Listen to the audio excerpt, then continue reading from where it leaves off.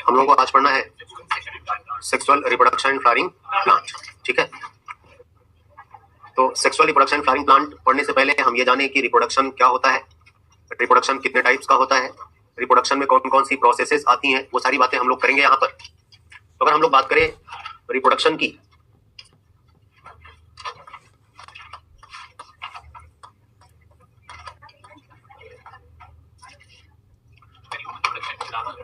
किसी में भी रिप्रोडक्शन, इससे तो रिप्रोडक्शन बोला ना। एक चैप्टर था रिप्रोडक्शन इन ऑर्गेनिज्म, इसके पहले जो भी कट चुका है, उसमें आपको यही बताया गया था कि रिप्रोडक्शन कितने टाइप का है, रिप्रोडक्शन में कौन कौन से स्टेप्स हैं, क्या क्या होते हैं।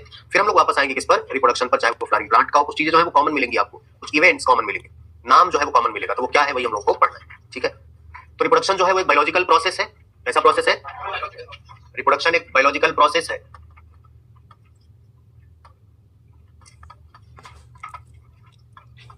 रिप्रोडक्शन बायोलॉजिकल प्रोसेस में होता क्या है, ऑर्गेनिज्म जो है वो ऑफस्प्रिंग प्रोड्यूस करता है जो उसी के जैसा होता है।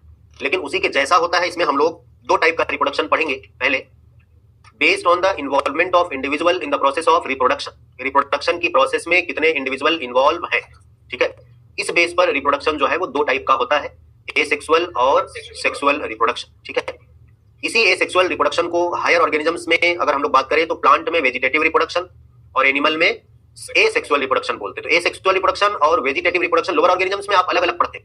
ठीक है, लेकिन हायर ऑर्गेनिज्म में अगर हम लोग बात करें तो वेजिटेटिव ही जो है वो एसेक्सुअल रिप्रोडक्शन है। वेजिटेटिव टर्म प्लांट में बोलते हैं और एसेक्सुअल टर्म एनिमल में बोलते हैं। ठीक है, तो हम लोग उस चैप्टर की जो हम अभी बात कर रहे थे रिप्रोडक्शन इन ऑर्गेनिज्म की, सारी बातें तो नहीं करेंगे, लेकिन कुछ बातें टाइप्स ऑफ रिप्रोडक्शन और सेक्सुअल रिप्रोडक्शन में कौन कौन से टाइप, क्या क्या होगा, उसमें इवेंट कौन कौन आएंगे, वो हम लोग पढ़ेंगे।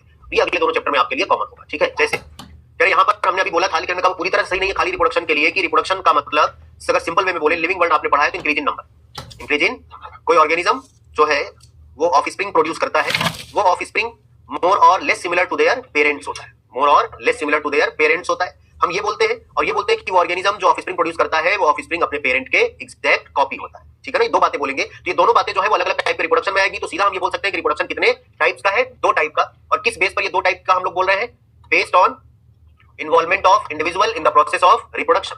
यहां पर बोले based on number of individual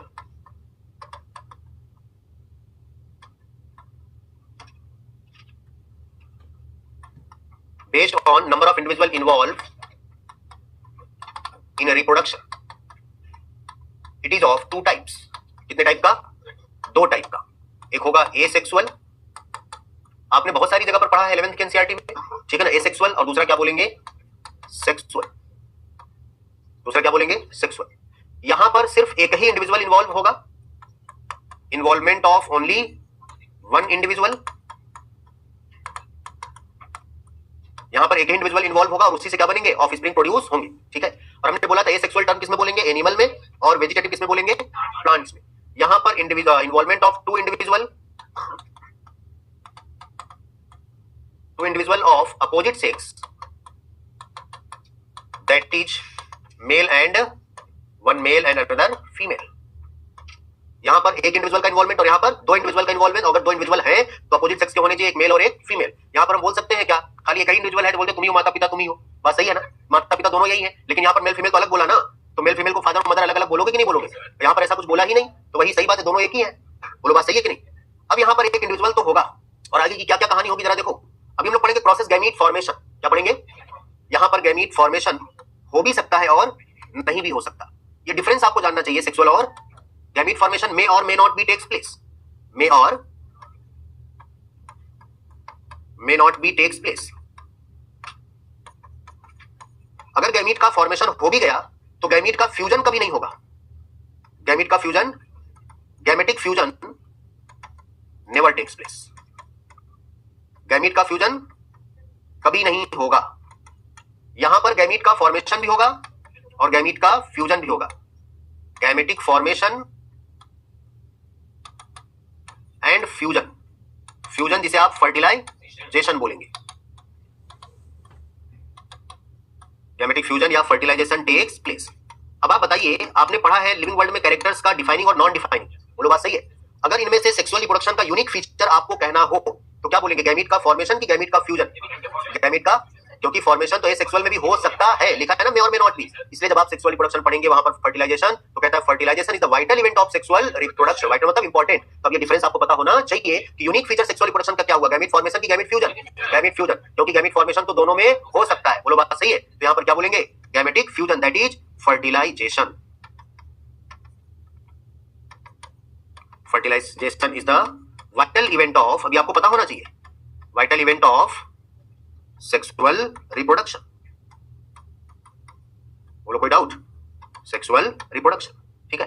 अब यहां पर जो ऑफस्प्रिंग बनेगा सिर्फ एक ही इंडिविजुअल से बन रहा है, किसे बन रहा है, एक ही इंडिविजुअल से। अच्छा, कहीं पर भी ना इम्प्योरिटी तब आती है जब दो लोग मिलते हैं, तब जब दो लोग मिलते हैं। अगर कोई अकेला होगा तो किसी तरह की कोई इम्प्योरिटी, अच्छा बदलाव का मतलब किसमें बोलोगे, प्योर की इम्प्योर में, इम्प्योर में बदलाव तो उसी में आएगा, वेरिएशन उसी में आएगा। यहां पर जो ऑफस्प्रिंग प्रोड्यूस होता है यहां पर एसेक्सुअल रिप्रोडक्शन में, वो जो है exact copy of their parent, अपने पेरेंट का exact offsprings of asexual reproduction. तो हम एसेक्सुअल में तो लिख ही रहे हैं ना, तो खाली हम ऐसे लिखते हैं offsprings are exact copy of their parent. आ रहे उस पॉइंट पर आ रहे हैं, exact copy of their parent. और ऐसे ऑफस्प्रिंग को जो अपने पेरेंट के एग्जैक्ट कॉपी है उनके लिए क्लोन टर्म यूज करते हैं। क्या यूज करते हैं, क्लोनिंग का मतलब क्या होता है, ओरिजिनल की कॉपी करना, ओरिजिनल की कॉपी, उसे क्या बोलते हैं क्लोनिंग। आज हम जीन क्लोनिंग भी पढ़ेंगे बायोटेक में, ठीक है ना। तो यहाँ पर क्या है, कोई इंडिविजुअल है जो ऑफस्प्रिंग बना, उसी का एग्जैक्ट कॉपी बना, समझ गए ना। और यही एसेक्सुअल को हम यहीं पर लिख दे रहे हैं, एसेक्सुअल कहां पर यूज करेंगे बोलो, एनिमल में। हालांकि ये बहुत डिटेल में आपसे नहीं पूछेगा, लेकिन आपको पता होना चाहिए। और वेजिटेटिव इसी के लिए कहां बोलेंगे, वेजिटेटिव टर्म किसमें बोलेंगे, इन प्लांट। दोनों ही सेम है, चाहे एसेक्सुअल हो चाहे वेजिटेटिव, समझ गए। जहां पर बोलो ऑफस्प्रिंग जो है exact copy of their parent है, जिसके लिए हम टर्म क्या यूज करते हैं, क्लोन। क्या यूज करते हैं, यहां पर ऑफस्प्रिंग जो है, ऑफस्प्रिंग्स जो है वो मोर और less similar to their parent, more और less similar to their parent. मतलब सिमिलर होगा, कुछ लोग ज्यादा अपने माँ बाप से मिलते जुलते होते और कुछ कम मिलते जुलते हैं, लेकिन उनसे मिलते जुलते हैं, लेकिन एग्जैक्ट कॉपी नहीं होते। बात समझ गए ना। इनके लिए टर्म यूज करते हैं रिकॉम्बिनेंट। अब ये सब आएगा तो आपको पता होना चाहिए, रिकॉम्बिनेंट का मतलब होता है वेरिएशन। यहां पर क्या आएगा, हमेशा हम लोग सेक्सुअल रिप्रोडक्शन को प्रायोरिटी देते हैं एसेक्सुअल रिप्रोडक्शन पर, क्योंकि sexual reproduction permits variation. Sexual reproduction variation लाता है, बदलाव लाता है, और बदलाव जरूरी है इवोल्यूशन के लिए। अगर और इवोल्यूशन जरूरी स्पेसिएशन के लिए। अगर वेरिएशन ना हुआ होता, बदलाव ना आया होता, इवोल्यूशन ना हुआ होता, और इवोल्यूशन ना हुआ होता तो आज हम ना होते। सही है। सबसे पहले जो ऑर्गेनिज्म बना था, अगर उसमें किसी तरह का कोई इवोल्यूशन ना हुआ होता तो क्या आज हम होते, क्या नहीं होते। तो इवोल्यूशन जरूरी है किसके लिए, स्पेसिएशन के लिए। लेकिन इवोल्यूशन हुआ तो ब्रायोफाइट्स बने, ब्रायोफाइट्स में इवोल्यूशन हुआ तो टेरिडोफाइट बने, टेरिडोफाइट में इवोल्यूशन हुआ तो जिम्नोस्पर्म, फ्रेंजियोस्पर्म। ऐसे ही पोरीफेरा से सिलेंटेटा टिनोफोरा प्लेटियल में जैसे तो हम बने। तो सोचो अगर इवोल्यूशन ना हुआ होता ऑर्गेनिजम्स में तो हम ना बनते। बोलो बात सही है कि नहीं। तो यहाँ पर क्या बोलेंगे भाई, यहाँ पर हमेशा हम लोग सेक्सुअल रिप्रोडक्शन को क्या करते हैं बोलो, ये अगर हम आगे बोले तो एसेक्सुअल और सेक्सुअल में पढ़ रहे हैं, तो यहाँ पर एसेक्सुअल वाला है, ये एसेक्सुअल रिप्रोडक्शन प्रिजर्व इंफॉर्मेशन, ये इंफॉर्मेशन को प्रिजर्व करता है, कंजर्व करता है, ऐसे बोलो, मतलब वेरिएशन नहीं लाता। लेकिन सेक्सुअल रिप्रोडक्शन जो है वो permits variation, permits variation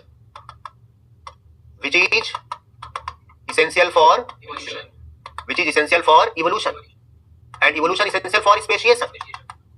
Hence we prefer sexual reproduction over asexual reproduction. इसलिए अगर आपसे पूछे रिप्रोडक्शन में कौन बेटर है, सेक्सुअल की सेक्सुअल, क्या बोलोगे, सेक्सुअल रिप्रोडक्शन। ऐसे ही आपने डिवीजन पढ़ा है मियोसिस और माइटोसिस, तो कौन वेरिएशन परमिट करता है, मियोसिस पढ़ा है ना। इसलिए वेरिएशन लाने के लिए क्या जरूरी है, मियोसिस। बात सही है, कोई डाउट। चलो इतनी सी कहानी, ये इनकी हम लोग बात कर रहे हैं किसकी, सेक्सुअल और एसेक्सुअल रिप्रोडक्शन। तो रिप्रोडक्शन एक बायोलॉजिकल प्रोसेस है जिसका मतलब होता है produce the offspring, an individual produce offspring more और लेस सिमिलर टू देमसेल्व्स। बोलो बात सही है। लेकिन मोर और लेस सिमिलर की बात अगर हम करें, एक्चुअली हम बात कर रहे हैं सेक्सुअल रिप्रोडक्शन की। तो सेक्सुअल रिप्रोडक्शन से बने हुए ऑफस्प्रिंग के टर्म क्या यूज करते हैं, रिकॉम्बिनेंट। रिकॉम्बिनेंट मतलब वेरी करता हुआ, अपने पेरेंट का एग्जैक्ट कॉपी नहीं है, लेकिन जो ऑफस्प्रिंग एसेक्सुअल वाले हैं उनके टर्म क्लोन यूज करता है। और बातें इसमें आती थी, हम लोग मेन पॉइंट करेंगे जितना हमको पूछ सकता है या हमें पता होना चाहिए रिप्रोडक्शन पढ़ने के लिए। जो ऑफस्प्रिंग बना एसेक्सुअल रिप्रोडक्शन से, उसके लिए क्या बोले, क्लोन। तो क्वेश्चन आता था कि क्या वेजिटेटिव रिप्रोडक्शन से बने हुए ऑफस्प्रिंग के लिए क्लोन टर्म यूज कर सकते हैं। हाँ बिल्कुल यूज कर सकते हैं, क्योंकि वेजिटेटिव ही एसेक्सुअल है। सेक्सुअल टर्म नाम दे दिया एनिमल में और वेजिटेटिव टर्म। अब आप कोई रोज की स्टेम कटिंग करके आप लगा दीजिए, रोज एक नया प्लांट बनेगा, आप बाद में नहीं बता पाओगे कौन पेरेंट और कौन ऑफस्प्रिंग, उसके दोनों के फ्लावर्स एक जैसे बनेंगे। बोलो बात सही, exact copy of their parents. बोलो बात सही है। आपने स्टेम कटिंग करके लगाया तो भैया वो एक ही, चाहे मदर मानो चाहे फादर मानो, दोनों एक ही। बोलो बात सही है। वो अलग बात है, उसमें सेक्सुअल रिप्रोडक्शन भी होता है, लेकिन हम तो ये सेक्सुअल की बात कर रहे हैं ना। बोलो कोई डाउट, याद रहेगा। ये थोड़ी सी इन्फॉर्मेशन किसके बारे में, एसेक्सुअल और, तो ये आपको पता होना चाहिए। एसेक्सुअल वाला भूल जाएंगे चलेगा, लेकिन सेक्सुअल वाला याद होना चाहिए। उसके लिए ऑफस्प्रिंग के लिए टर्म क्या यूज करते हैं, रिकॉम्बिनेंट। वो अपने पेरेंट का एग्जैक्ट कॉपी, वो मोर और लेस सिमिलर होता है। बोलो बात सही, मोर और लेस।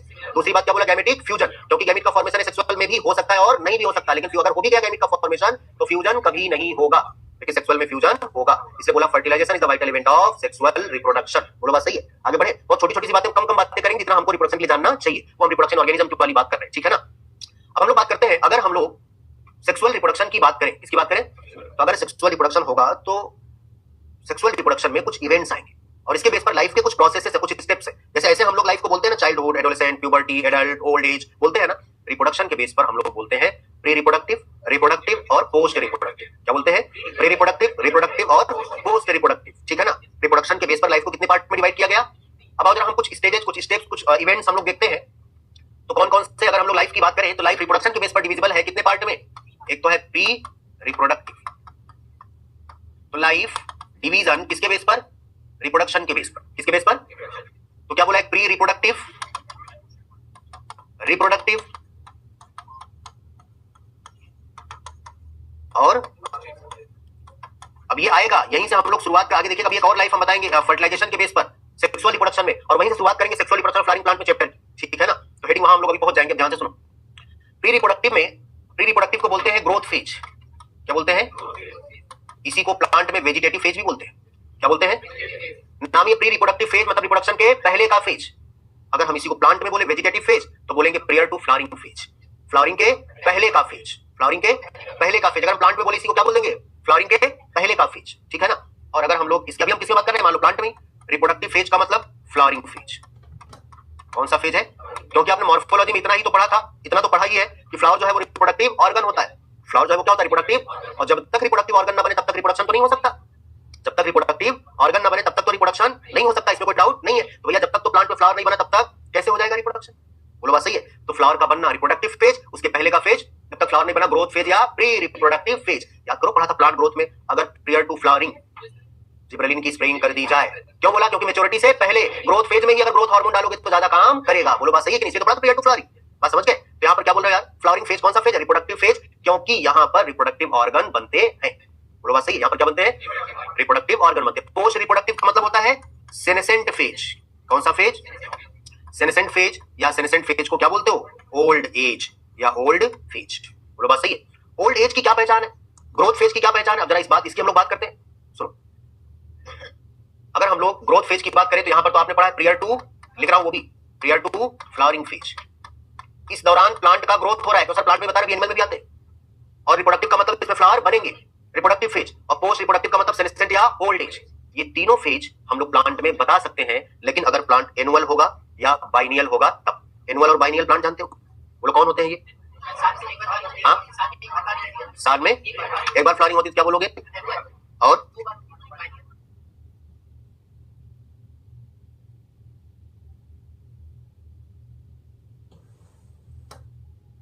क्या बोल रहे थे, तो बाइनियल। और पेरिनियल क्या होगा, ऐसे प्लांट जो विद इन अ ईयर अपनी लाइफ साइकिल कंप्लीट कर लेते हैं, विद इन अ ईयर अपनी लाइफ साइकिल कंप्लीट कर लेंगे तो एक लाइफ साइकिल पर उनकी फ्लावरिंग बनी, क्या बोलेंगे, एनुअल प्लांट। क्या बोलेंगे, और बाइनियल का मतलब दो बार, बात समझ गए उन्होंने, क्या बोलेंगे बाइनियल। उनको एक साल से ज्यादा का टाइम लगेगा, एक साल से पूरा लाइफ साइकिल अपनी कंप्लीट करने के लिए बाइनियल बोलेंगे। पेरिनियल जिसे तुम बहुवर्षीय बोलते हो, कई सालों तक रहेंगे और बार बार उनमें फ्लावरिंग होगी, बार बार उनमें। अब मान लो कोई प्लांट ऐसा है जिसमें अभी फ्लावरिंग नहीं हुई है, आपने प्लांटिंग करी उसमें अभी फ्लावरिंग नहीं हुई है, कौन सा फेज बोलोगे उसका, pre reproductive phase, growth phase, prior to flowering phase, बोलोगे कि नहीं बोलोगे। उसमें फ्लावरिंग हो गई, अब आपने प्लांटिंग करी तब उसमें फ्लावरिंग हो गई, कौन सा फेज बोलोगे भाई, रिप्रोडक्टिव फेज। कौन सा फेज बोलोगे, रिप्रोडक्टिव फेज, कोई डाउट इसमें। और उसके बाद अब उसके फ्लावर लगा, फ्रूट लगा, फ्रूट गिर, उसमें सीड लगेगा, फ्रूट गिर गया, बात समझ गए ना। लेकिन अगर वो एनुअल प्लांट होता तो उसके बाद वो सूख जाता, खत्म हो जाता।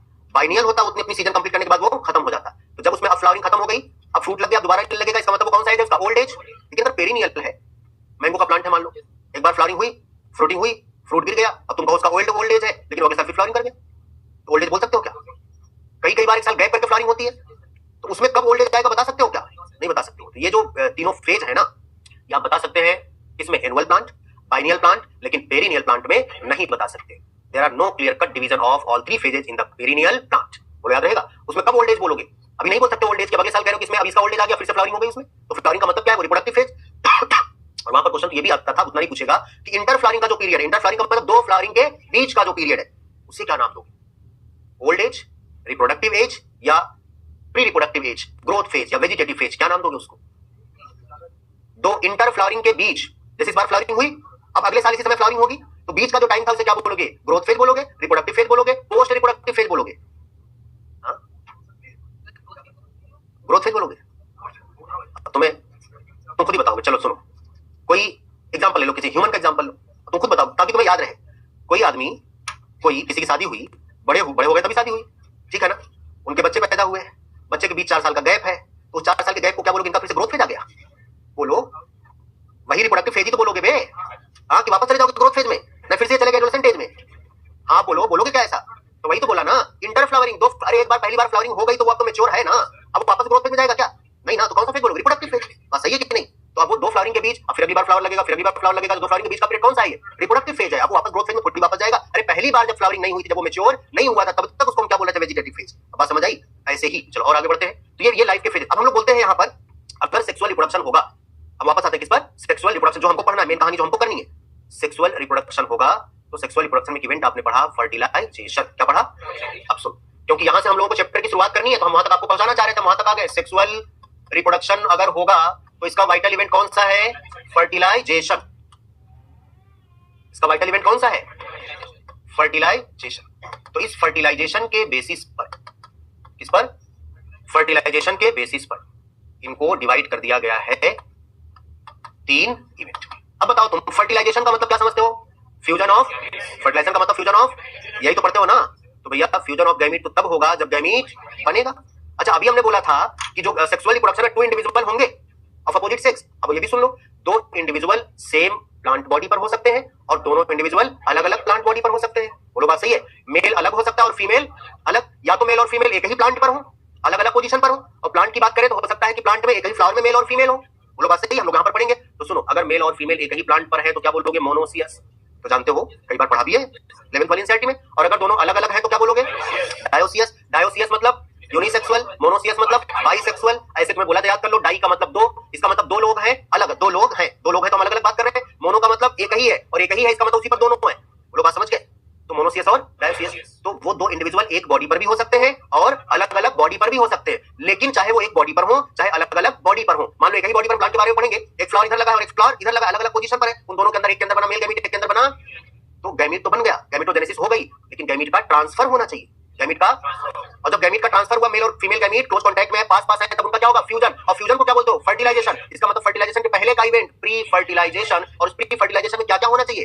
गैमीट का फॉर्मेशन और गैमीट का ट्रांसफर। बोलो बात समझ गए? अभी चाहे तुम प्लांट में पढ़ो और चाहे एनिमल में पढ़ो, बात समझ गया? ह्यूमन का रिप्रोडक्शन पढ़ना, ये इवेंट आएगा, गैमीट ट्रांसफर का नाम कुछ दूसरा होगा। जैसे हम जब प्लांट पढ़ेंगे तो गैमीट ट्रांसफर का नाम हम लोग पॉलिनेशन पढ़ेंगे। क्या पढ़ेंगे? और जब ह्यूमन का पढ़ेंगे तो वहां पर गैमीट ट्रांसफर का नाम इंसेमिनेशन पढ़ेंगे। लेकिन आपको इवेंट याद होना चाहिए कि वो इवेंट कौन है? प्री फर्टिलाइजेशन, फिर फर्टिलाइजेशन। और फर्टिलाइजेशन दोनों में हम वही बोलेंगे, फ्यूजन ऑफ गैमीट्स। बोलो याद रहेगा? अब जब गैमीट बन गए तो आपने सीड पढ़ा यात्रोमॉर्फोलॉजी में, गैमीट का फ्यूजन हो गया, जाइगोट बन गया, तो जाइगोट का क्या होगा? बोलो अब जाइगोट का क्या होगा? डिवीजन। जाइगोट के डिवीजन को बोलोगे क्लीवेज। मल्टीप्लिकेशन फेज बोलोगे, क्या बोलोगे? अब वो मल्टीप्लाई करेगा, नंबर ऑफ सेल्स बढ़ाएगा, उसे बोलेंगे एम्ब्रियोजेनेसिस। क्या बोलेंगे?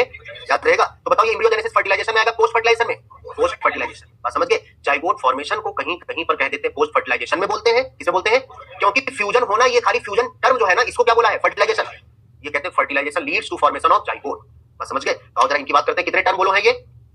सेक्सुअल रिप्रोडक्शन अगर होगा, चाहे वो प्लांट में हो चाहे वो, नाम अलग होगा लेकिन इवेंट ये होंगे। और हम लोग कहानी यहीं शुरू करें, क्योंकि चैप्टर का नाम है sexual reproduction in flowering plant. तो अगर सेक्सुअल रिप्रोडक्शन होगा तो सबसे पहले सेक्सुअल रिप्रोडक्शन में एक इवेंट आएगा, नाम है प्री फर्टिलाइजेशन। अब तुम लोग एनसीईआरटी लेके बैठे हो तो देखो, सेक्सुअल रिप्रोडक्शन फ्लावरिंग प्लांट में flower is a fascinating organ के बाद पहली हेडिंग मिलती है pre fertilisation structure and event. अब अगर हम डायरेक्ट लिख के हेडिंग स्टार्ट करते तो ये होता क्या है? अब बात समझ गए कि सेक्सुअल रिप्रोडक्शन अगर होगा तो ये इवेंट आएंगे। बात समझ गए ना? इसलिए यहां शुरुआत की तब प्री फर्टिलाइजेशन, और फिर क्या होगा? Fertilisation and post fertilisation. चलो जब इनकी भी बात कर लेते हैं हम लोग। प्री फर्टिलाइजेशन में कौन कौन चीजें आएंगी? गैमीट फॉर्मेशन मतलब गैमीटोजेनेसिस। अब गैमीटोजेनेसिस जो है वो हम अलग अलग तरह से पढ़ेंगे। जैसे हम लोग अगर प्लांट पढ़ेंगे, प्लांट पढ़ के आओ प्लांट किंगडम में, माइक्रोस्पोरोजेनेसिस और मेगास्पोरोजेनेसिस। मेल में क्या बोलोगे और फीमेल में क्या बोलोगे? मेगास्पोरोजेनेसिस। अब यही जब ह्यूमन पढ़ेंगे तो स्पर्मेटोजेनेसिस एंड ओवोजेनेसिस। क्या पढ़ेंगे? Spermatogenesis and oogenesis. याद रहेगा? तो हम लोग वहां पर ये इवेंट पढ़ेंगे, नाम अलग होगा लेकिन स्टेप तो वही है ना। कौन सा? गैमीटो। और जब गैमीटोजेनेसिस हो गई, दोनों अलग अलग बने हैं, तो क्या होगा? Gamete transfer. गैमेट ट्रांसफर का नाम अलग हो सकता है, ये जब पढ़ाएंगे तो चैप्टर बताएंगे देखो ये गैमेट ट्रांसफर है, प्लांट में उसी को पॉलिनेशन और ह्यूमन में उसी को इंसेमिनेशन बोले, एनिमल में इंसेमिनेशन बोलेंगे, बोलो याद रहेगा। और फर्टिलाइजेशन का मतलब क्या है? Fusion of gametes, fusion of gametes leads to formation of zygote, leads to formation of zygote. चाहे यहां पर यार बोल दिया हमने और चाहे हमने खाली फ्यूजन को बोला तो जाइगोट फॉर्मेशन यहां लिख देंगे, कई बार यहां पर भी आता है जाइगोट फॉर्मेशन। अब तुमसे इवेंट नहीं पूछेगा इसलिए इसमें कोई दुविधा वाली बात नहीं है। हाँ, जब जाइगोट फॉर्मेशन हो गया, जाइगोट का डिवीजन होगा तो उसे क्या बोलेंगे? एम्ब्रियोजेनेसिस। क्या बोलेंगे? कुछ बातें सेल डिवीजन में पढ़ी थी, जरा फिर से सुन लो। यहां पर बोल रहे हैं अगर जाइगोट बना, जाइगोट का अब डिवीजन होगा तो डिवीजन मियोसिस से होगा कि माइटोसिस से होगा? ऐसा कोई जरूरी है? चलो हम तुम कह रहे हो माइटोसिस से होगा जाइगोट का डिवीजन, हम कह रहे हैं चलो ब्रायोफाइट है जिसका मेन प्लांट बॉडी कैसा है बोलो? एल्गी है, चलो एल्गी का मेन प्लांट बॉडी गैमेटोफाइट है, उसमें फर्स्ट सेक्सुअल रिप्रोडक्शन होगा, जाइगोट बनेगा, जाइगोट का डिवीजन कैसे होगा? मियोसिस। कैसे होगा? कोई एनिमल ले लो, कोई हेप्लॉइड ऑर्गेनिज्म, उसमें फर्टिलाइजेशन हुआ, जाइगोट बना, सेक्सुअल रिप्रोडक्शन हो रहा है, अब वो उसका एडल्ट जो है वो हेप्लॉइड है तो जाइगोट का डिवीजन कैसे होगा? आप कैसे कह सकते हैं कि जाइगोट का डिवीजन माइटोसिस से होगा और आप कैसे कह सकते हैं जाइगोट का डिवीजन मियोसिस से होगा? ये आप नहीं बोल सकते। हाँ, ये बोलेंगे कि division of zygote depend on the life cycle of the organism, उसकी लाइफ साइकिल कैसा, उसका एडल्ट कैसा है। अगर उसका एडल्ट हेप्लॉइड है तो जाइगोट में मियोसिस होगी, अगर उसका एडल्ट डिप्लॉइड है तो जाइगोट में माइटोसिस। जैसे हम लोग डिप्लॉइड है, जाइगोट माइटोटिक डिवीजन करेगा। आपने पढ़ा था मल्टी सेलुलर ऑर्गेनिज्म में माइटोसिस जो है वो ग्रोथ कराता है, वहां पर बताया था जाइगोट का डिवीजन होगा, number of cell burning chromosome number में कोई चेंज बोलो, पढ़ा है ना? कोई डाउट इसमें? आगे बढ़ जाए तो इतनी सी कहानी। अब यहां पर जाइगोट का डिवीजन होगा, कैसे होगा? जाइगोट डिवाइड्स बाय मियोसिस या माइटोसिस, हम ऐसे बोलते हैं zygote division depends on life cycle of, या ऐसे बोलो ज्यादा समझ आए, प्लॉइडी ऑफ, ठीक है ना? लाइफ साइकिल या प्लॉइडी ऑफ, वो हेप्लॉइड है कि डिप्लॉइड ऑफ देयर एडल्ट। बोलो बात सही है? अगर वो हेप्लॉइड ऑर्गेनिज्म होगा तो इसका कैसे डिवीजन होगा? मियोसिस से। और डिप्लॉइड होगा तो हम यहां पर ये भी बोल दें इन हेप्लॉइड ऑर्गेनिज्म, इन हेप्लॉइड ऑर्गेनिज्म। ये सब टर्म है जहां पर जो आपको समझने में काम आएंगे। In haploid organism zygote divides by meiosis, और इन डिप्लॉइड ऑर्गेनिज्म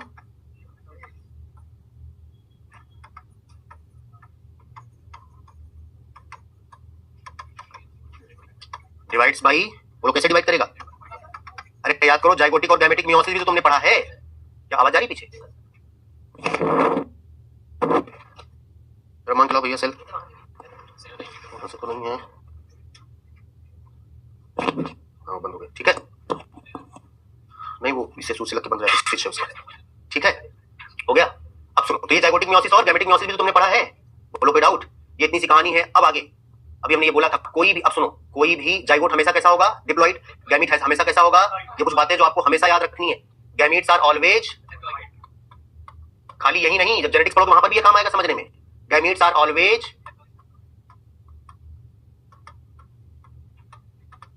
हेप्लॉइड, ठीक है ना? And zygotes are always diploid.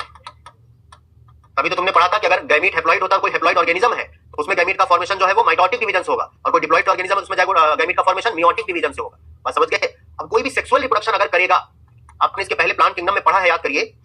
Plant kingdom में ब्रायोफाइट्स में लिवरवर्ट और मॉस पढ़ा था, मॉस में पढ़ा था उसकी primary stage protonema stage, directly form from spore. बताया था हमारी वो फर्स्ट स्टेज है, तो हमारी भी लाइफ कहां स्टार्ट होती है? जाइगोट से। कोई भी सेक्सुअल रिप्रोडक्शन करने वाला ऑर्गेनिज्म होगा उसकी लाइफ में जाइगोट जरूर बनेगा, अगर सेक्सुअल रिप्रोडक्शन होगा तो। बोलो बात सही है? तो क्या बोलेंगे? Every sexually reproducing organism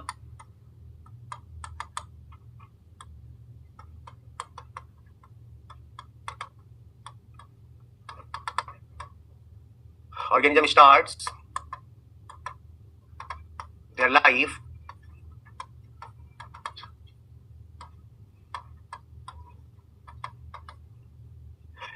every sexually reproducing organism start their life from single cell। बस समझ गए? वो अपनी लाइफ साइकिल स्टार्ट करेगा सिंगल सेल जाइगोट से।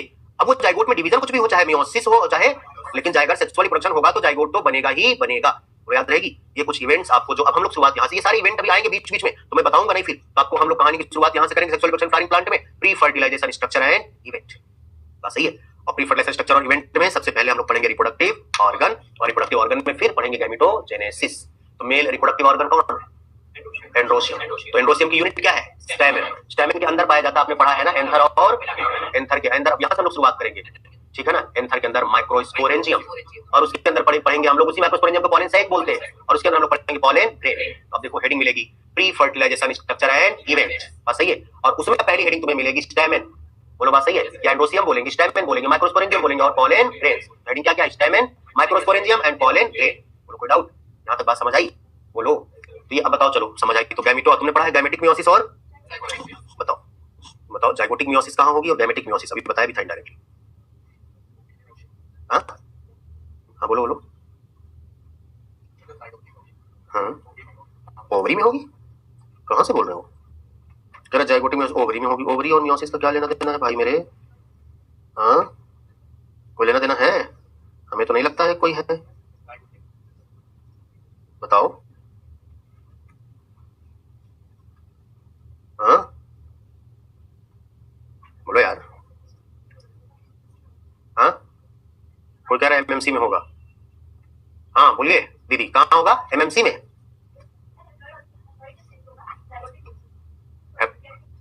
हाँ वो गलत बता रही हो।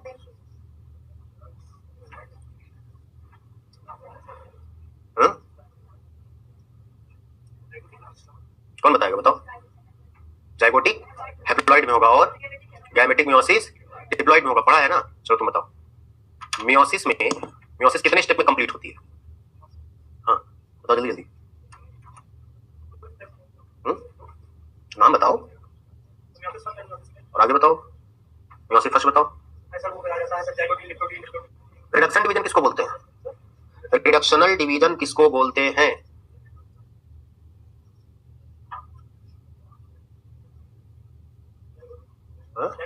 जाइगोट कह रहा है रिडक्शनल डिवीजन जाइगोटीन को बोलते हैं। कुछ भी जो मन में बोल दो। अरे कुछ कुछ तो ऐसा बोलो जो तुक बन सकता हो, गलत ही सही। हाँ बताओ।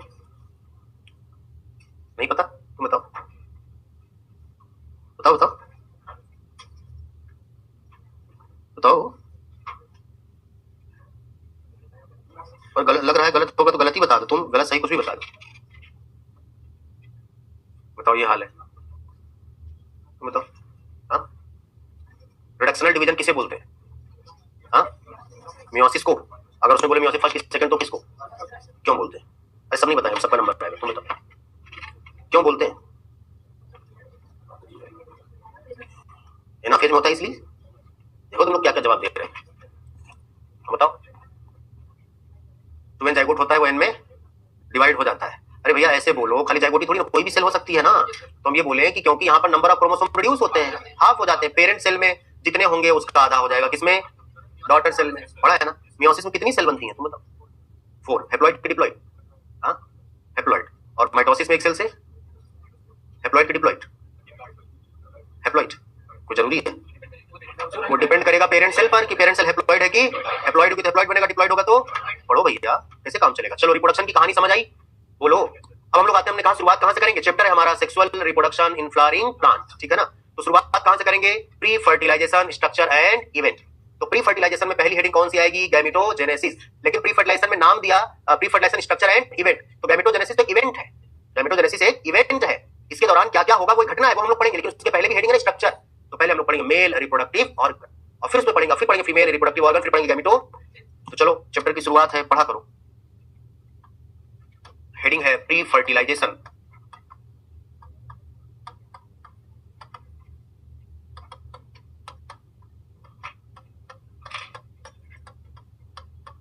रिकॉम्बिनेशन टर्म किसके लिए बोलेंगे? रिकॉम्बिनेंट प्रोजनी के लिए। कौन सी प्रोजनी? सेक्सुअल रिप्रोडक्शन की प्रोजनी। क्यों बोलेंगे रिकॉम्बिनेंट? क्योंकि उसमें बदलाव आता है, वेरिएशन आता है। जब आपसे पूछे सेक्सुअल और एसेक्सुअल में कि ज्यादा बेटर कौन है, सेक्सुअल को हम ज्यादा प्रायोरिटी क्यों देते हैं?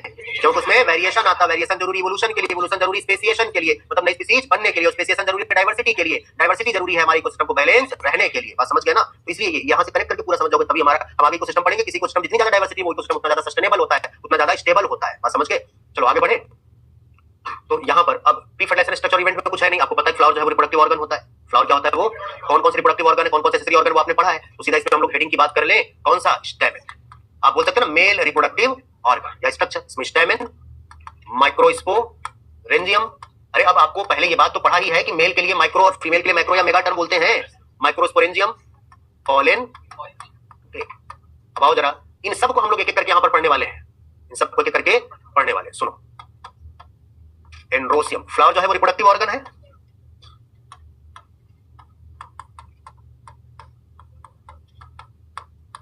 देखो हमने कहा था, विलास ने भी बोला था, पहले भी समझाया था कि कब पढ़ते पढ़ते कब खत्म हो जाएगा पता, और देखो इसी के बीच फर्स्ट एनसीईआरटी खत्म भी हो गई। और ऐसे फिर से बोल रहा हूं, अभी भी अगर नहीं पढ़े हो तो अभी भी वक्त है, आज से मेरे साथ इसको पढ़ते चलो और पिछला वाला एक एक चैप्टर पढ़ते चलो। तुम एक चैप्टर नहीं, तुम सोचो खाली इमेजिन करो, खाली तुम इमेजिन करते ही हो, आगे उसको फॉलो नहीं करते हो। अगर तुमने कितने चैप्टर है टोटल 11th एनसीईआरटी में, हाँ उसको ये भी नहीं पता होगा, 19 ना 19, हाँ उसको तो नहीं पता होगा, कौन हम पूछ ले, तो समझ गया ना 19 चैप्टर है। अगर तुमने एक दिन 2 दिन में एक चैप्टर पढ़ा तो 19 दूना 8 आता है 38, 38। तो सोचो 38 डेज में, मतलब एक महीने में तुम्हारी फर्स्ट एनसीईआरटी कंप्लीट हो जाएगी। और इधर हम एक महीने में कितना पढ़ेंगे, 2 चैप्टर पढ़ेंगे, तीसरे चैप्टर में इंटर करेंगे जेनेटिक्स के, चौथा चैप्टर आ जाएगा। लेकिन अगर तो अब तो ये जो तुम पढ़ रहे हो मेरे साथ, सोचो एक महीने में 4 चैप्टर मान लेते हैं पूरा, फॉर एग्जांपल मान लेते हैं, और उधर एक महीने में तुम्हारा ये जो 4 चैप्टर पढ़ रहे हो तो इसको आधा चैप्टर तो नहीं पढ़ना ना। आज हम शायद ये हेडिंग कंप्लीट नहीं कर पाएंगे, तो सोचो आज तुम्हारे पास कितना रिवीजन करने के लिए 15 मिनट, बस सही है ना। और शायद कुछ लोग ऐसे रिवीजन की जरूरत ना पड़े, तो जो टाइम आज तुमने बायो के लिए बनाया होगा शेड्यूल, उसमें क्या करो, आज पुराना कोई टॉपिक उठा लो, फर्स्ट एनसीईआरटी का पढ़ जाओ आधा चैप्टर, बस सही है कि नहीं। और कुछ चैप्टर आधा चैप्टर, लिविंग वर्ल्ड जैसे चैप्टर तो एक चैप्टर कर डालोगे, सेल डिवीजन जैसे एक चैप्टर कर डालोगे, बहुत बड़ा थोड़ी ना है। नहीं कर पाते हो आधा करो, सर कोई एक चैप्टर एक दिन में कर डालेंगे, तो हो सकता है किसी में 3 दिन भी लगे, तो वो भी चलो हम तुम्हें 50 दिन मान लेते हैं 38 के बजाय। तब भी यार तुम 1.5-2 महीने में वो वाली भी एनसीईआरटी कवर कर ले जाओगे, और ये वाली अगर साथ साथ पढ़ते रहे तो एक समय आएगा तुम तो एकदम तुम्हारा कंप्लीट रहेगा, कर भी जाओगे कि नहीं, लेकिन करोगे अभी नहीं, बात ये है ना। अगर करो तुम सोचो हो जाएगा कि नहीं कवर, तुम्हें लगता है सर बहुत ज्यादा बैकलॉग है, अरे तुम यहाँ दिमाग से खाली सोच रहे हो, फॉलो तो करो, सब बैकलॉग अपने आप क्लियर हो जाएगा कि नहीं हो जाएगा 1.5 महीने में 2 महीने में। और इतना तुम्हें लग रहा है पूरी एनसीईआरटी में पढ़ा नहीं इतना चैप्टर, अरे इतना चैप्टर मत गिनो, टॉपिक देखो तुम एक दिन में कितना पढ़ रहे हो, कर सकते हो भैया, अभी भी वक्त है। अब इसके बाद ऐसा नहीं कि तुम्हें 1 महीना पहले बचेगा तब भी कहेंगे, अभी भी वक्त है, वक्त तो हमेशा रहता है, लेकिन तब कितना वक्त रहेगा। अभी तुम्हारे पास एक दिन जितने चैप्टर के लिए आ रहे हैं, अभी हमने बोला फर्स्ट एनसीईआरटी के लिए 2 दिन में एक चैप्टर कंप्लीट कर लो, एक समय ऐसा आएगा एक दिन में एक चैप्टर भी नहीं बचेगा और कम टाइम आपको लगेगा, एक दिन में 2 चैप्टर पढ़िए, ये वक्त आएगा ना, तो आपको पढ़ना तो पड़ेगा ही। तो लास्ट में जब पढ़ते हो तो लगता है यार ऐसे ही अगर शुरुआत से पढ़े होते, अब इस बार तो टाइम चला गया, अगली बार कभी नहीं आता है, ये किसी के साथ हुआ होगा, इस बार तो चलेगा, अगली बार एकदम पक्का शुरुआत से लगेंगे, शुरुआत से कोई नहीं लगता, ठीक है ना। लेकिन अभी वक्त है, अभी भी शुरू कर लो तो अच्छा करोगे। चलो फ्लावर जो है वो क्या है, बोलो रिप्रोडक्टिव, क्योंकि सिलेक्शन सिर्फ और सिर्फ एक ही तरीका है पढ़ाई का। लास्ट में आप आते हैं सर पढ़ रहे हैं याद नहीं हो रहा है सर, तो कहां से याद होगा भैया, याद करने के वक्त चाहिए, हमारा कंप्यूटर जैसा है, कंप्यूटर थोड़ी ना है, कट पेस्ट करो, सेव हो गया, जितनी फाइल एक दिन में सेव कर जाओ, इसको सेव करने के टाइम चाहिए ना, और आपके पास टाइम सफिशिएंट है। नहीं तो आपका एग्जाम अगर ऐसे ही होता खाली रीड करने से याद हो जाता, रीडिंग से, तो रीडिंग तो हम एक दिन में 4 चैप्टर कर डाले, आप भी कर डाले, फिर तो एग्जाम 2 महीने 3 महीने में हो जाना चाहिए। लेकिन आपको सफिशिएंट टाइम मिल रहा है ना कि आपका सिलेबस इतना है, आप इतने दिन में कंप्लीट कर पाएंगे, 2 साल का सिलेबस 11th और 12th, लेकिन आप नहीं करते हैं। लास्ट में आप आएंगे तो कहेंगे सर याद नहीं हो रहा है, तो याद कहां से होगा भैया, बहुत पहले आपको एग्जांपल कई सारे दिए हैं, आपको गाने बहुत सारे याद हैं, कैसे याद, आपने एक बार सुना याद हो गया क्या, नहीं आपने पता नहीं कितनी बार सुना है, चाहे आप खुद चला के सुने हैं और चाहे कोई बजा रहा है दूसरा, तब आपके कानों में आवाज जा रही है, खाली गाना याद नहीं किया, आपका इंटरेस्ट था उसमें, बजा कोई और रहा है, गुनगुनाने आप लग रहे हैं, बस समझ गए, इतनी बार आपके कानों में गया आपको याद हो गया। ऐसे इसको सुनो, कोई काम कर रहे हो लेक्चर लगा लिया, सुनते रहो, बस समझ गए ना, सुनते रहो तो याद हो जाएगा। लेकिन सुनोगे देखोगे, अब तुम कहते हो तुम किसी से मिलो, कई सारे एग्जांपल सब दे चुके, टाइम वेस्ट करने की जरूरत नहीं, तुम किसी से मिलो आज 5 मिनट की मुलाकात हो, फिर मिलो 1 साल बाद, उसको तुरंत पहचान जाते हो क्या, उसको कहते हो ना तुमको कहीं देखा है, कहीं देखा देखे से लग रहे हो। और ये जो तुम पढ़ रहे हो आज, ये हमने पढ़ा दिया सेक्सुअल रिप्रोडक्शन कुछ इवेंट, अब इसको सीधा देखो एग्जाम के 4 दिन पहले, तो फिर ये भी वैसे ही तो लगेगा कि तुमको कहीं देखा देखा से लग रहा है। और एग्जाम में यही तो लगता है, एग्जाम में आपको लगता है यार पढ़ा तो है, लेकिन इसका एग्जांपल क्या होगा क्लियर, तो इतनी बड़ी शरीर देख रहे हो 5 मिनट मुलाकात में, फिर 1 साल बाद में तुमको कहीं देखा देखा सा है, और इतने छोटे छोटे से वर्ड्स तुम जो पढ़ रहे हो, इनको भी यही लगता है एग्जाम में यार इनको देखा सा है, पढ़ा है याद नहीं आ रहा, देखा देखा सा लगेगा, लेकिन देखा देखा सा लगेगा तो उससे काम नहीं चलेगा ना। ये कुछ भी ऐसी हाइपोथेटिकल बातें नहीं है, जमशन कुछ नहीं है, सब कुछ यहाँ तुम प्रैक्टिकली सोच सकते हो, हाँ सच में ऐसा होता है तेरे साथ, और वही होगा। फिर लास्ट में कहते हो सर याद नहीं होता, तो मन करता है कूट दे पकड़ के, लेकिन एग्जाम टाइम रहता है तो उस समय भी तुम्हारे साथ इमोशनली टीचर पेश आता है, कोई बात नहीं ऐसे कर लो वैसे कर लो। अभी जब कह रहे हैं तो कहीं नहीं मान रहे हो, काश तुम शुरुआत से माने होते तो ये दिन ना आता जो आज तुम्हें लगता है बैकलॉग, और आज भी मान लो तो एग्जाम तक वो दिन नहीं आएगा जो तुम्हें कहना पड़े, लेकिन मानते नहीं हो और ना मानोगे। चलो फिलहाल जो मान लेगा उसका कल्याण हो भी जाएगा। फ्लावर क्या बोला, रिप्रोडक्टिव ऑर्गन ना, रिप्रोडक्टिव ऑर्गन में आपने पढ़ा था फ्लावर में मेल रिप्रोडक्टिव ऑर्गन, और चलो यहाँ पर जरा हम लोग बात कर लेते हैं एंड्रोशियम की, किसकी बात कर लेंगे, एंड्रोशियम क्या बोलते हो, male reproductive organ, male reproductive organ, जल्दी बोलो सही है। एंड्रोशियम की जो यूनिट है नाम बताओ, मॉर्फोलॉजी पढ़ा है, स्टेमेन पढ़ा है ना, तो चलो स्टेमेन के पार्ट बताओ कितने हैं, एंथर एंड इसमें लॉन्गेस्ट कौन होता है, फिलामेंट, बोलो बात सही है। ये देखो है एंथर और ये है, चलो बताओ एक फ्लावर के एंथर का, स्टेमेन का, फिलामेंट, सभी फिलामेंट्स एक जैसे होते हैं, छोटे बड़े होते हैं, मारे गिर जाओगे। एक फ्लावर के सभी स्टेमेंस के फिलामेंट छोटे बड़े होते हैं, तो सबने कहा छोटे बड़े होते हैं, हमने क्या बोला, एक फ्लावर में जितने भी स्टेमेंस होंगे उन सब के फिलामेंट की लेंथ बराबर होगी, अलग अलग फ्लावर में अलग अलग होंगे, लेकिन उस एक फ्लावर में एक ही जैसे होंगे, लेकिन कहीं कहीं विद इन अ फ्लावर एक ही फूल में स्टेमेंस के फिलामेंट की लेंथ अलग अलग होती है, डाइडाइनमस और टेट्राडाइनमस, मॉर्फोलॉजी याद करो, साल्विया और पढ़ो, किसी दिन डंडा मंगा लेंगे कूट डालेंगे, बात समझ गए? क्या बोलो? साल्विया और मस्टर्ड। बात समझ गए? पढ़ा है ना? तो चलो, ये है एंथर, पढ़ा है? ये क्या है और ये क्या है? फिलामेंट। अब सुनो, ये कौन कहां पर ये लगा होगा? थैलेमस पर। कहां लगा होगा? जहां से इसकी ओरिजिन हो रही है, इसे बोलते हैं प्रॉक्सिमल इंड। क्वेश्चन आता है कौन सा इंड है, और ये वाला इंड कौन सा है? Distal end. टीसीटी डीसीटी पढ़ा है, प्रॉक्सिमल और डिस्टल, ऐसे यहां पर याद रहेगा। अब चलो हम लोग अभी इनकी बात करते हैं। स्टैमेन जो है ये क्या? मेल रिप्रोडक्टिव ऑर्गन की यूनिट है ना? ये भी तुमने पढ़ा है। इनफर्टाइल स्टैमेन को क्या बोलते हो? इनफर्टाइल स्टैमेन को बोलते हैं स्टैमिनोड। बोलो, बात सही है? इनफर्टाइल स्टैमेन को क्या बोलते हैं? स्टैमिनोड। ठीक है, चलो भैया एंथर की बात करें। सुनो, एंथर जो है वो होता है बाइलोब्ड। बाइलोब्ड ऑलवेज नहीं, जनरली मालवेसी फैमिली एक्सेप्शन है, उसमें एक ही लोब होता है। ठीक है ना? तो बाइलोब्ड डाइथिकस कैसा होगा? डाइथिकस। फोर साइडेड कैसा होता है? बोलो, फोर साइडेड। टेट्रागोनल भी बोलते हैं फोर साइडेड को, इसीलिए बोला है। टेट्रास्पोरेंजिएट, टेट्रास्पोरेंजिएट होता है। बस समझ गए? और जरा देखते हैं क्या होता है ये। एक लोब में क्या बोला? Each lobe contain two theca. पहले भी पढ़ा है ना? ये देखो, एक लोब ये हो गया और एक लोब ये हो गया, और इसके अंदर ये क्या है? बोलो, थीका। ये क्या है? इसलिए इनको क्या बोला? बाइलोब्ड। एंड ये लोब है, ये लोब है, और उसके अंदर ये क्या है? थीका। चार थीका है, इसलिए क्या बोला? इसी थीका का नाम स्पोरेंजियम होता है। अब सुनो, कई बार थीका लिख के देगा, कई बार स्पोरेंजियम लिख के देगा, कई बार पॉलिन सैक लिख के देगा। तो सुनो भैया, जब एंथर का फॉर्मेशन होता है, जब एंथर का फॉर्मेशन होता है, तो उसके अंदर ये प्रेजेंट होता है थीका। क्या प्रेजेंट होता है? थीका प्रेजेंट होता है। ठीक है ना? कोई अंतर नहीं है, बस खाली लाइफ स्टेज का अंतर है। इसका अंतर है, पहले इसका नाम था थीका, बाद में इसका नाम हो गया स्पोरेंजियम। क्या नाम हो गया? मेल है तो बोलेंगे माइक्रोस्पोरेंजियम, और इसका नाम हो गया पॉलेन। सिर्फ लाइफ स्टेज की बात कर रहे हैं। किसकी बात कर रहे हैं? अभी अब ये बन रहा है तो इसमें कुछ भी नहीं है थीका के अंदर। जैसे ये और बड़ा हुआ थीका, माइक्रोस्पोरेंजियम, इसका नाम बदल के हो गया, इसके अंदर टिश्यू भरे हैं, स्पोरोजिनस टिश्यू। क्या भरा है? तो भैया याद रखना, जब माइक्रोस्पोरेंजियम बोलोगे तो उसके अंदर के टिश्यू को स्पोरोजिनस टिश्यू बोलोगे। क्या बोलोगे? डिप्लॉइड होता है। कैसा होता है? ठीक है। और जब इसका नाम माइक्रोस्पोरेंजियम से बदल के पॉलिन सैक हो जाएगा, तो इसके अंदर ये इसका नाम बदल के हो जाएगा माइक्रोस्पोर मदर सेल। क्या नाम हो जाएगा? Microspore mother cell. एमएमसी बोलो शॉर्ट में, एमएमसी मेगास्पोर मदर सेल को भी बोलेंगे। इसी को पॉलिन मदर सेल भी बोलेंगे क्योंकि पॉलिन ग्रेन बनाएगा। इसी को गैमीट मदर सेल भी बोलेंगे क्योंकि गैमीट बनाएगा। बात समझ गए ना? तो ये माइक्रोस्पोरोजिनस टिश्यू या माइक्रोस्पोर मदर सेल, एनसीईआरटी दोनों के एक बार स्पोरोजिनस टिश्यू, अभी एनसीईआरटी ये कि स्पोरोजिनस टिश्यू में मियोसिस होगा, तो कोई बात नहीं। स्पोरोजिनस टिश्यू ही क्या है? MMC, microspore mother. तो थीका, स्पोरेंजियम और पॉलिन सैक तीनों एक ही है, लाइफ के स्टेज पर उसका नाम बदल गया। बात समझ? उसका नाम याद रहेगा। सबसे यंग जब फॉर्मेशन हुआ एंथर का, तो उसके अंदर थीका था, और ये बड़ा हुआ तो माइक्रोस्पोरेंजियम हो गया, और बड़ा हुआ तो पॉलिन। कोई डाउट? इतनी सी कहानी है। अब हमें पढ़ना है कि ये फोर साइडेड होता है, तो कैसा फोर साइडेड होता है? अब हम पढ़ेंगे स्ट्रक्चर ऑफ माइक्रोस्पोरेंजियम। क्या पढ़ेंगे? बस समझ गया। फिर उसके अंदर माइक्रोस्पोरोजेनेसिस क्या होता है, फिर पॉलिन ग्रेन क्या होता है, फिर मेल गैमीट क्या होता है। आज की कहानी यहां तक स्टार्ट करेंगे। माइक्रोस्पोरोजेनेसिस वो कंप्लीट नहीं होगा, तो इतना नेक्स्ट पे इसके आगे। यहां तक बात समझ आई? तो मैं ये पता चल गया हमने हेडिंग क्यों डाला, प्री फर्टिलाइजेशन स्ट्रक्चर और इवेंट। हम रिप्रोडक्शन की कहानी कैसे पढ़ते हैं, इतनी बात समझ आ गई ना? ठीक है, तो चलो नेक्स्ट पे इसके आगे कंटिन्यू। ठीक है, फोटो लाइव तो चल रहा है, पीडीएफ तो जाएगा ना? हाँ, खींच लो भैया।